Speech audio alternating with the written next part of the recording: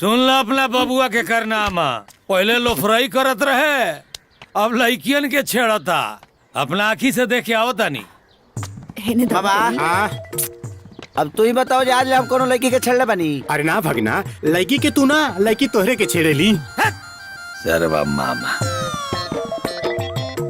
आहे नेटा ही से पूछी तो ये बरा देही पे मेरे रात रहले, लेकिन आज लेकर के छेड़ले बानी। करे तोरा के छेड़ले बानी। छेड़ा ना फिर। छेड़ा ना रे सुबह जरा। हाँ तनी बाबूजी को बताओ तो आज हम कोनो लड़की के छेड़ले बानी। ये बात सच बा बाबूजी। भैया के कैरेक्टर में तनिको फ्रैक्चर नहीं है। सुन लेहनी, अरे हमार बेटा खाली नामे के किसन ना हा, कामों के किसन हा। इता गोपिये ओकरा पे मंडरात रहेली सन। ब्रह्मांड खराब मत करो। अरे काहे करा के बर्बाद कर दारू। अरे कहा के कोनो ढंग के काम करे है ना दादा ताकि हो। हमरो गर्व हो, कुछ नेक काम करे। मामा